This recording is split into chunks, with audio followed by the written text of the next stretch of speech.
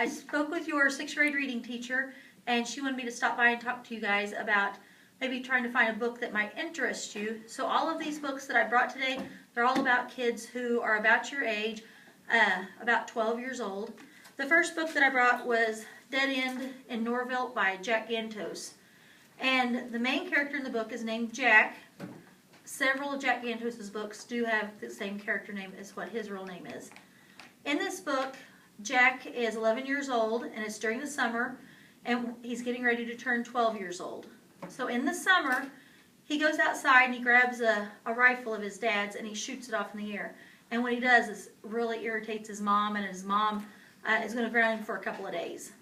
Then after that, his dad comes home, and his dad tells him to go out and mow down his mom's cornfield out there because he's going to put in a bomb shelter. This was right around the time of World War II. And his mom grounds him for the rest of the summer. So in the book, here's just a piece of it. Jack is supposed to go over and help Mrs. Volkner, the neighbor, every once in a while. Mrs. Volkner writes obituaries for the people who've passed away in Norvelt. Well, she's heard word from her spies that one of the original Norvelters has passed away. But she doesn't know if it's true or not, and she doesn't want to go in and check to see if it's true. So she talks Jack into driving her over to Mrs. Volkner's house. And Miss Volkner is supposedly supposed to be dead in the house. Jack walks in. He can see a light on into the hallway. He walks to the hallway. He's dressed as the Grim Reaper because he didn't want anyone to recognize him. So he used his old Halloween costume. When he enters the room, he can see Mrs. Dubicki sitting there in the chair, and she's kind of slumped over. And he's thinking, oh no, is she really dead or not? So he takes this plastic scythe and he walks over and he pokes her with it on the arm. She doesn't move.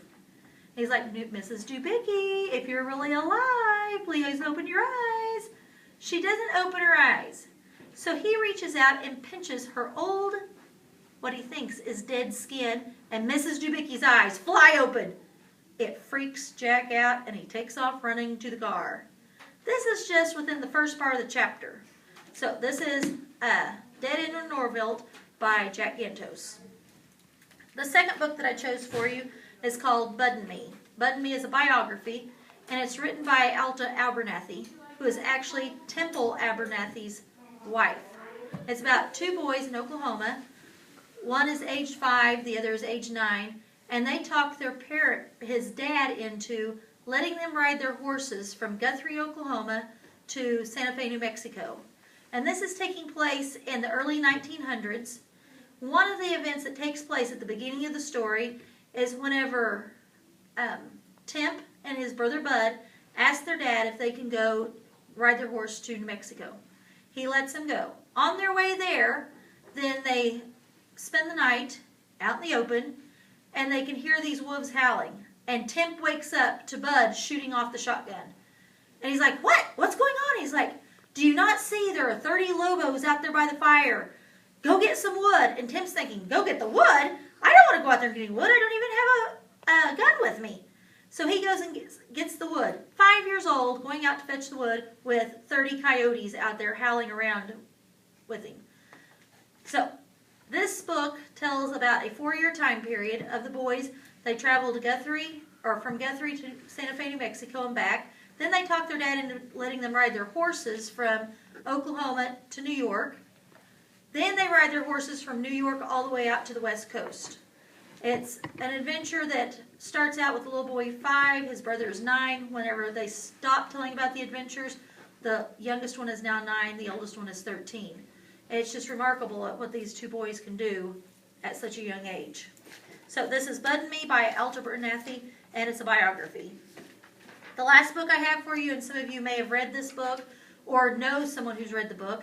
This book is by Gary Paulson, and Gary Paulson has written Hatchet and The River, so you may be familiar with some of his work. But Gary Paulson writes about things that have happened in his lifetime. He always puts in pieces of it.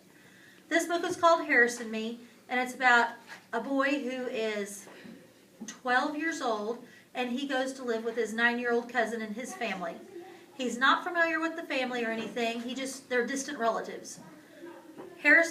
Harris, the cousin, is totally obnoxious, gets in trouble all the time, and is causing his city cousin to get in trouble as well. The first part of the chapter starts out with Harris handing his city cousin a frog that he has done something to, which I will not mention. If you want to read the book, you'll have to find out what happened then. But they go out to feed the cows. The city cousin's never been around cows. Harris just takes off walking. It's dark out. They walk through the barn, and the cousin steps in cow crap all the way up to his knees. And he's looking for his cousin Harris. The next thing he knows, bam! He gets hit. A cow kicks him, but he doesn't know it's even a cow yet. He's doubled over because he got kicked in the groin. And then, as he's bent over, he's about to start puking. The cow kicks him again and hits him in the head.